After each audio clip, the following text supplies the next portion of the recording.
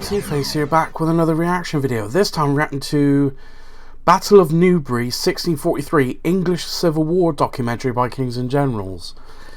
Now, if you haven't seen my reactions to the other episodes in this series about the English Civil War, I suggest you check them out before checking this one out. And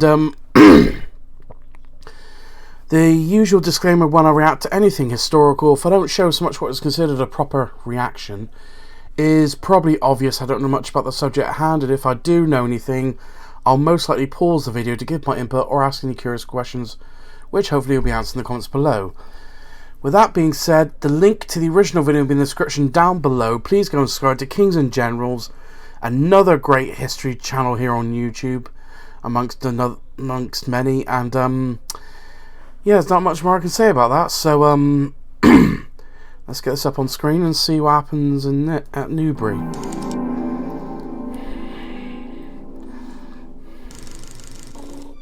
In our previous video, we covered how the English Civil War finally broke out after decades of build-up, ultimately leading to the conflict's first major pitched battle at Edgehill in October 1642. Many spectators and participants alike hoped this clash would end the conflict, but they were tragically mistaken. For the flawed generalship and heavy losses among King Charles I's royalist army would lead to a deadlock that trapped the British Isles in bitter civil war for almost another 2 decades. Welcome to our third piece of the 17th century English Civil Wars, where we will explore the events surrounding Charles's march on London and the campaign of 1643, culminating at the First Battle of Newbury. We're also going to highlight a time when monarchs had a much tighter hold on unruly England through our sponsor Magellan TV. Yes, that was called an absolute monarchy. She-Wolves, England's early queens. It's a 3-part and get a month for free by subscribing Feel to free Magellan to check TV out Magellan if in you're the interested. Having suffered the first defeat of the war at Edgehill in 1642, the Earl of Essex's battered and demoralised. Yeah, because at the moment it seems like the Royalists are on the front foot and well, I know it sounds dumb the way I'm saying it, the Parliamentarians are on the back foot. Or Cavaliers and Roundheads. But you'll get that reference later. But anyway, yeah, so far, everything seems to go in favour of the Royalists. Parliamentary army retreated north to the safety of Warwick Castle. Meanwhile, jubilant at the news of his army's victory, and urged by his firebrand cavalry commander, Prince Rupert, King Charles I ordered a measured advance towards London. He advanced via Banbury, which capitulated on October 26th, then took Oxford, the city which would become the Royalist cause's beating heart throughout the First War.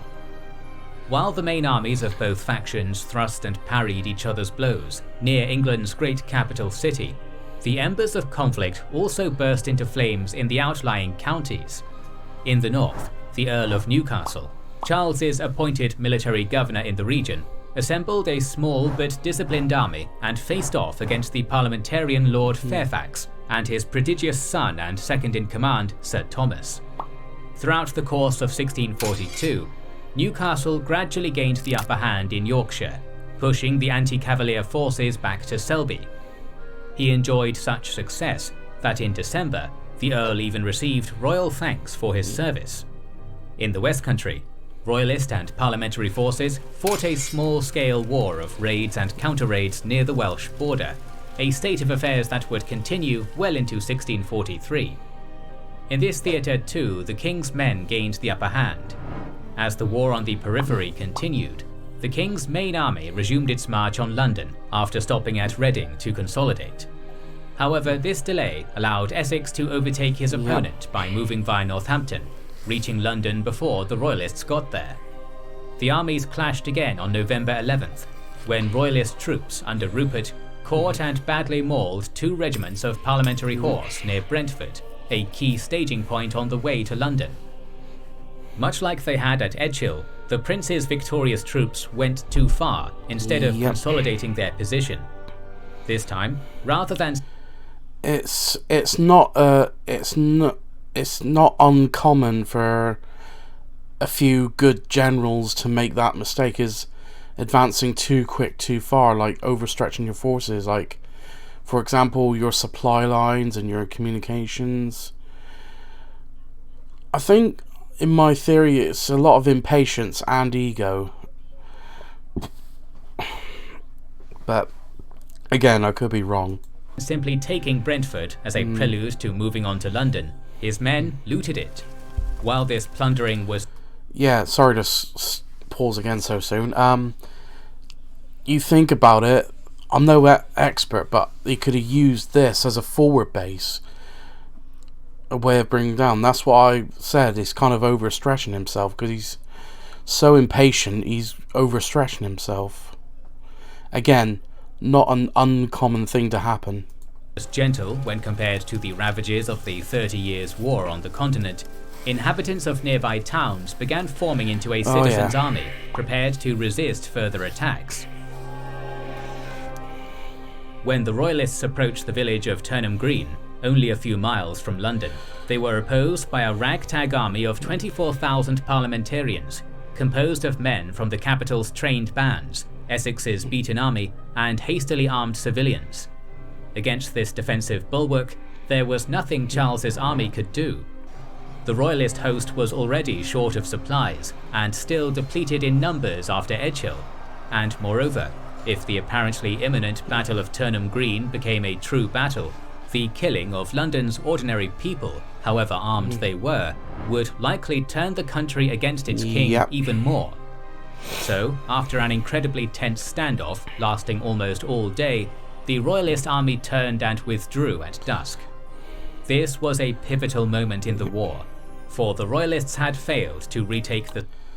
It kind of begs the question,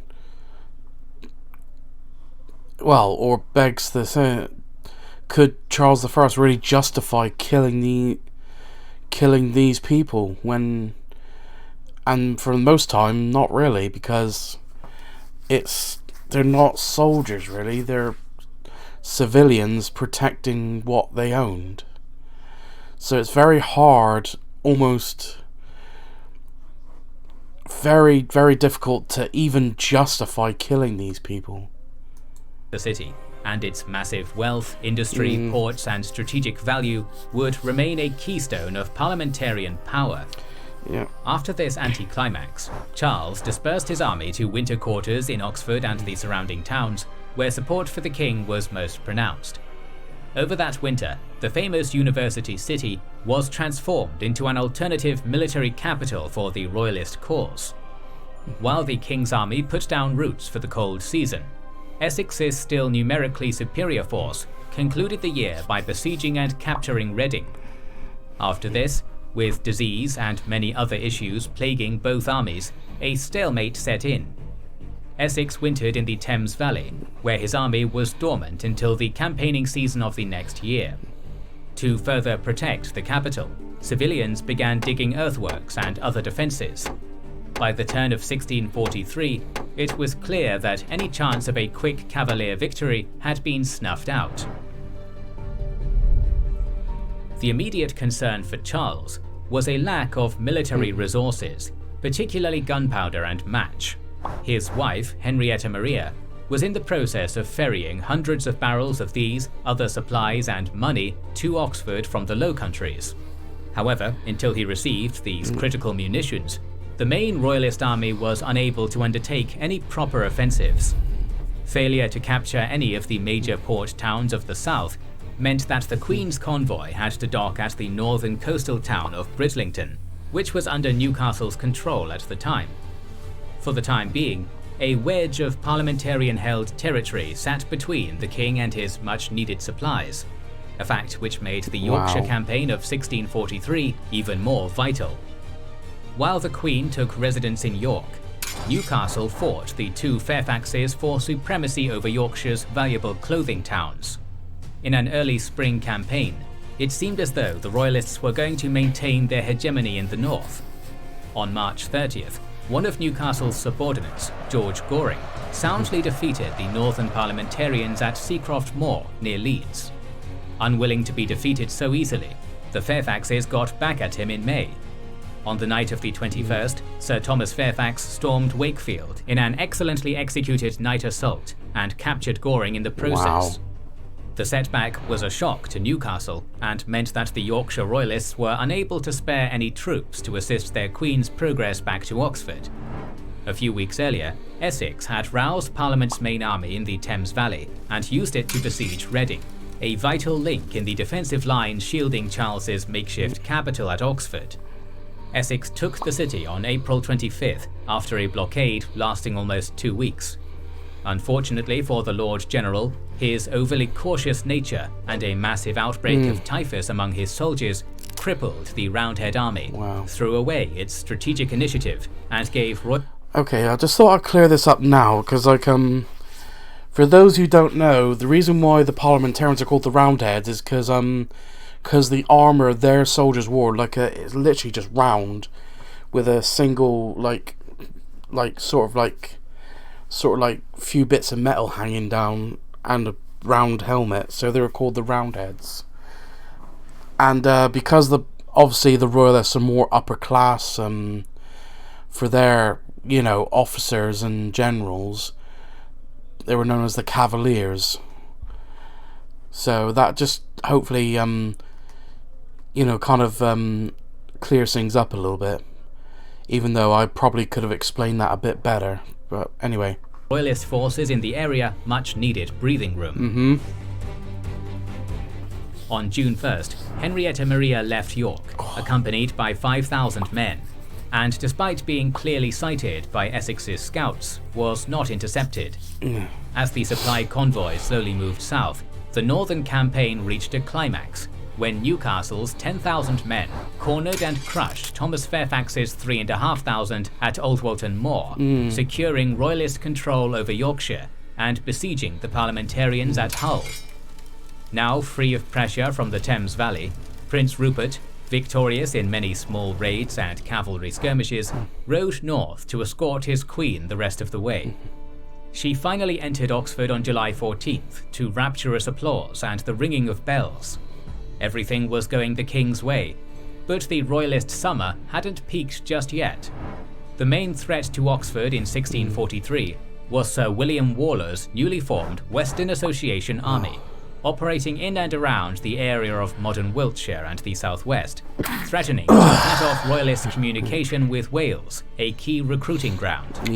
He was opposed in the west by the brilliant Royalist commander Sir Ralph Hopton, an old friend. Another key thing I should also point out, that when he said the West Country, at first I was a bit confused, because when he said about England, the West Country, I thought he meant sort of Dorset, Somerset, Devon and Cornwall as the West Country, but no, I keep forgetting. It was my fault that I forgot he was going to include Wales as part of the West Country, seeing it being under English control at the time. That was kind of my fault. And comrade of Waller's, with whom he had fought in the 30 Years' War decades earlier. Because I was thinking of the Southwest England. He was also a notorious disciplinarian, touting the firm but fair motto, pay well, command well, hang well. After initial setbacks in the west against Waller's forces, Hopton rallied his men and defeated his rival in a near-run battle at Lansdowne Hill in early July. However, the wheel of fortune turned quickly. When the Cavalier commander inspected prisoners from the battle, he was injured by an exploding powder magazine and temporarily put out of action. Waller took advantage of the chaos and almost trapped Hopton in the countryside, but his men just managed to retreat to Devizes, where they were besieged. After then, receiving reinforcements from Oxford, Charles's armies concluded affairs in the west at the conclusive Battle of Roundway Down. Once again, the Royalist advantage in horsemen paid off, and their mounted charge shattered the parliamentary line. Many terrified and fleeing Roundhead cavalry charged by accident down a hidden 300-foot drop, known since as the Bloody Ditch. With that, the Western Association Army was utterly crushed. When news subsequently arrived in Oxford that their enemy's Western Army had been totally annihilated, Charles dispatched Prince Rupert with 5,500 troops to reinforce Hopton's army. This opportunistic campaign, probably intended to take Gloucester, but Waller's retreat to the city bolstered its defences, making that objective unrealistic. So instead, the Royalist field army headed for Bristol, England's second most populated city. It also possessed key metalworking industries, which could be turned to the creation of weaponry, and a small fleet which had potential as the beginnings of a reborn navy. Rupert, whose very name was half a conquest, reached Bristol unopposed on July 23rd. 3 days later, his forces stormed the city's outer defences and managed to capture one of its gates. Realising his cause was hopeless, Parliamentary Governor Nathaniel Fiennes surrendered soon after. The capitulation was a coup for the Royalist forces in both morale and material. Around 80 guns were seized, along with 1,700 barrels of gunpowder and 6,000 muskets. But the manpower cost had been a high one. As many as 500 Royalists were killed in the attack. With the gathered momentum, a Royalist War Council convened on August 4th and agreed that the next target would be Gloucester itself. With a population of 5,000, it controlled the Severn River and communications from Oxford to South Wales. By the 10th, Royalist armies completely surrounded the city, but instead of the surrender of its governor, Edward Massey, they were met with fierce resistance. Now facing an extensive siege, Charles's siege commander, the Earl of Forth, began a bombardment on the 13th. When news arrived of Gloucester's situation, total alarm struck Parliament due to fear that its loss might mean total collapse. To remedy the situation, Essex's main army near London was swiftly reinforced with an influx of fresh troops and the trained bands of the city proper. At about this time, Edward Montague, Earl of Manchester, was given command of the newly formed Eastern Association Parliamentarian Army. He appointed an almost unknown cavalry commander, a certain Oliver Cromwell, as his second in command. I did hear Oliver Cromwell was going to be involved in this, but I didn't realise. I thought it was going to be much later. And yeah. When it comes to Oliver's Cromwell's reputation, maybe you should ask certain people about that, and they'll tell you a few stories. But yeah, I didn't realise it was this early that Oliver Cromwell would enter into the fray. Sorry, I don't know why I struggle to say that, but anyway. On August 25th, Essex's enlarged main army managed to save the beleaguered parliamentarian bastion in the west. Despite suffering multiple royalist attempts to hinder his army's progress, Essex reached Prestbury Hill, from which he could see the spires of Gloucester's great cathedral on September 5th. From there, the Thames army fired off a number of cannons to alert the city garrison that relief was close at hand. On the same day, Charles's almost month-long investment of Gloucester came to an end with total failure, his army withdrawing to Bristol.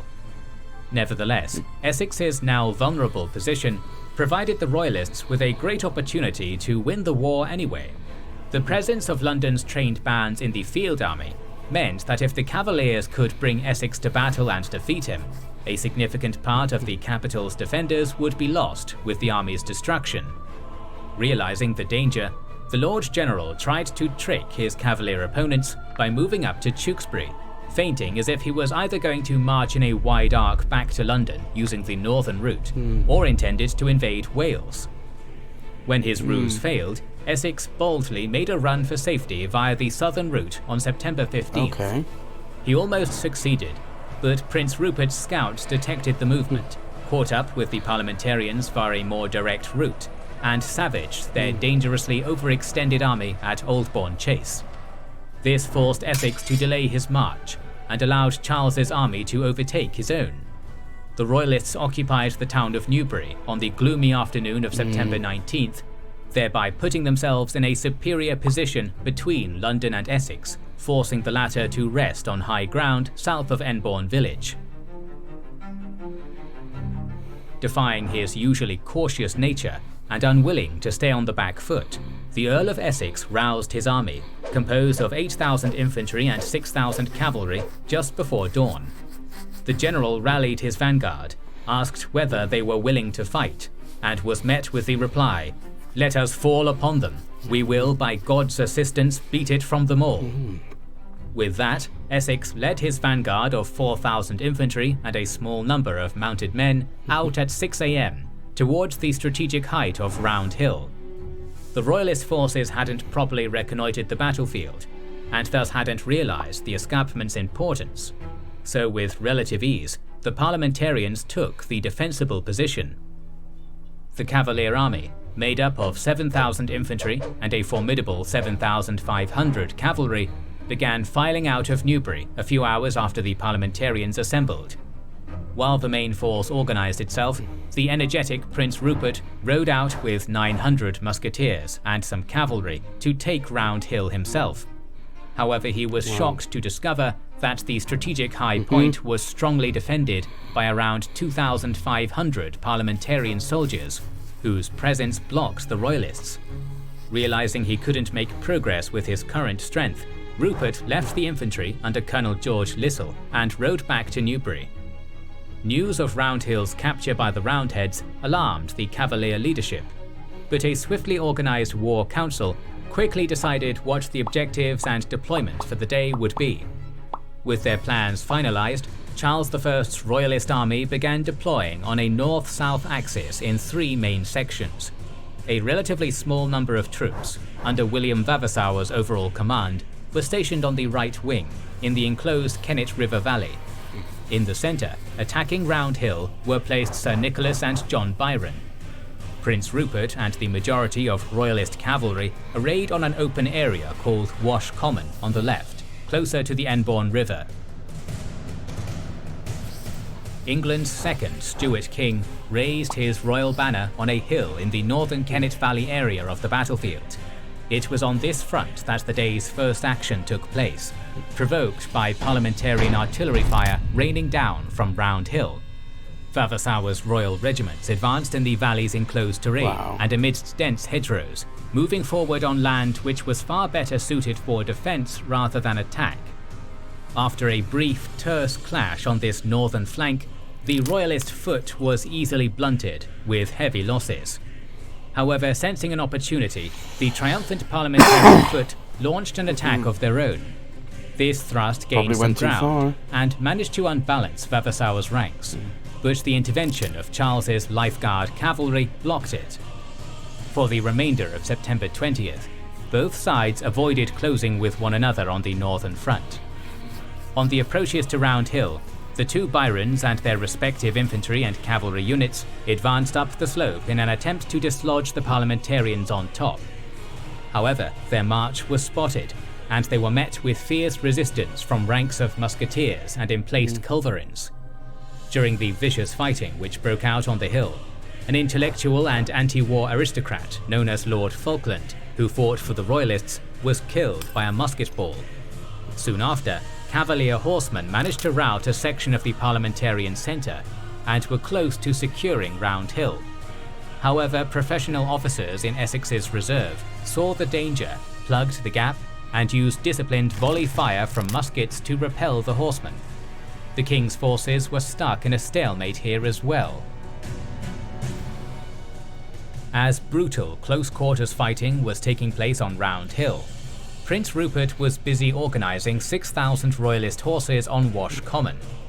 When the first line of cavalry was ready, it charged into Sir Philip Stapleton's parliamentarian horse, who hadn't fully formed up on the opposite side of the common. Stapleton managed to put together a defence in time, using new delayed close-range volley tactics to drive the Royalist cavalry back twice.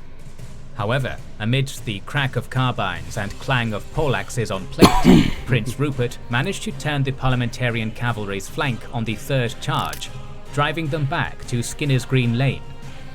In the afternoon, reserve units of the London-trained bands strode into the breach on Wash Common left by the cavalry, repulsing a probing charge by Rupert's horse.